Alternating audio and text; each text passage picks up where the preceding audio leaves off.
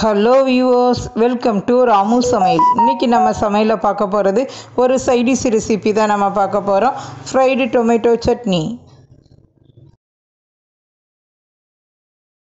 இங்கே பாருங்கள் வியூவர்ஸ், இன்றைக்கி நம்ம வீடியோவில் பார்க்க போகிறது ஃப்ரைடு டொமேட்டோ சட்னி. நம்ம எப்போதுமே தக்காளி வதக்கிட்டு செய்கிறத விட இப்போ கொஞ்சம் டிஃப்ரெண்ட்டாக செய்வோம். இதுக்கு நான் ஸ்டவ் ஆன் பண்ணி ஒரு கடாயை நான் ஸ்டவ்வில் வச்சுருக்கேன். இப்போ இதில் ஃபஸ்ட்டு ஒரு 2 டீஸ்பூன் அளவுக்கு ஆயில் ஆட் பண்ணிக்கலாம். ஆயில் இப்படி எல்லா பக்கமும் ஸ்ப்ரெட் ஆகிற அளவுக்கு நீங்கள் ஆட் பண்ணிக்கோங்க.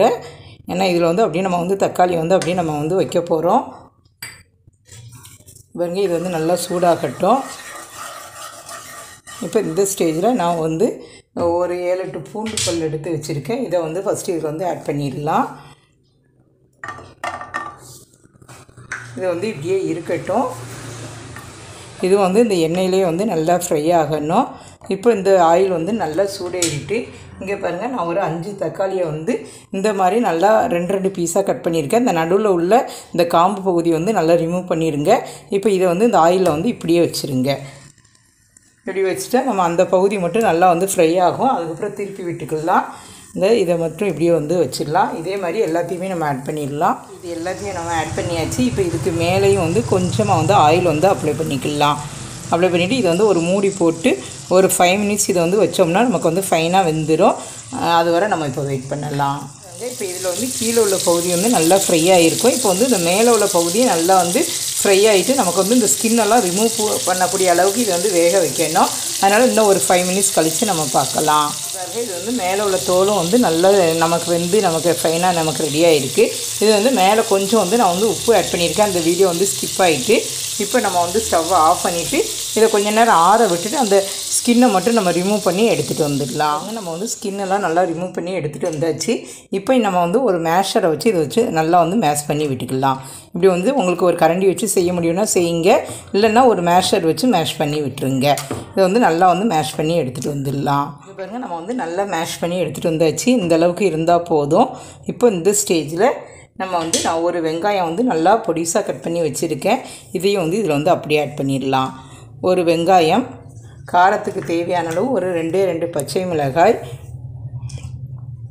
அதுக்கப்புறம் நம்ம நல்ல வாசனைக்காக கொஞ்சமாக தேவையான அளவு கொத்தமல்லி இலை. இப்போ இதில் நம்ம இன்னும் கொஞ்சம் காரத்துக்கு தேவையான அளவு தனி மிளகாய் தூள் எடுத்து வச்சுருக்கேன். இதையும் இதில் ஆட் பண்ணிடலாம். ஆட் பண்ணிவிட்டு இப்போ இதுக்கு தேவையான அளவு உப்பு ஆட் பண்ணிடலாம். அப்படின்னா தான் இது ஈஸியாக நல்லா வதங்கி நமக்கு கிடைக்கும். இங்கே பாருங்கள், இப்போ இதுக்கு மட்டும் தேவையான அளவு கொஞ்சமாக உப்பு ஆட் பண்ணிக்கோங்க.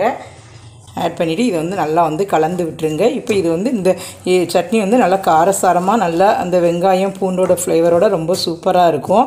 இப்போ இது நல்லா மிக்ஸ் பண்ணி விட்டுருங்க. ஒரு 2 மினிட்ஸ் இது ஸ்டவ்வில் இருந்தால் போதும். நமக்கு அந்த வெங்காயமும் லேசாக வெந்திருந்தாலே போதும். அந்தளவுக்கு கரெக்டாக இருக்கும். இங்கே பாருங்கள், இதை நல்லா மிக்ஸ் பண்ணி விட்டாச்சு. இன்னும் ஒரு 2 மினிட்ஸ் கழித்து நம்ம பார்க்கலாம். இது எல்லாம் ஃபைனாக நமக்கு வெந்துட்டு இது இப்போ நல்லா கரண்டியை வச்சு நல்லா மேஷ் பண்ணி விட்டுருங்க. போதும். இப்போ நம்ம ஸ்டவ் ஆஃப் பண்ணிடலாம். இது பார்த்திங்கன்னா இட்லி, தோசை, ஒயிட் ரைஸ் எல்லாத்துக்குமே ரொம்ப பெஸ்ட்டாக இருக்கும். இப்போ இது நான் கொஞ்சமாக ஃபைனல் டச்சிங்காக ஒரு 1/4 டீஸ்பூன் சுகர் எடுத்து வச்சுருக்கேன். இதை இதில் ஆட் பண்ணிடலாம். அப்படின்னா இந்த டேஸ்ட் புளிப்பு டேஸ்ட் கொஞ்சம் பேலன்ஸாக இருக்கும். இது ஆப்ஷனல் தான், நீங்கள் வேணால் ஆட் பண்ணிக்கோங்க, இல்லைன்னா ஸ்கிப் பண்ணிக்கலாம். இப்போ இது ரொம்ப சூப்பராக நமக்கு ரெடியாக இருக்குது பாருங்கள். நல்லா ஒரு ட்ரெண்டிங்கான ஃப்ரைடு டொமேட்டோ சட்னி ரெடி. இப்போ இதை ஒரு பவுலுக்கு நம்ம ட்ரான்ஸ்ஃபர் பண்ணிடலாம். வியூவர்ஸ், இந்த ரெசிபியை நீங்கள் ரொம்ப என்ஜாய் பண்ணியிருப்பீங்கன்னு நினைக்கிறேன். உங்களுக்கு இந்த வீடியோ பிடிச்சிருக்குன்னா லைக் பண்ணுங்கள், ஷேர் பண்ணுங்கள். மறக்காமல் ராமு சமையலுக்கு சப்ஸ்கிரைப் பண்ணிவிட்டு பக்கத்தில் இருக்க பெல் ஐக்கானை கிளிக் பண்ணிடுங்க. Okay viewers, thank you.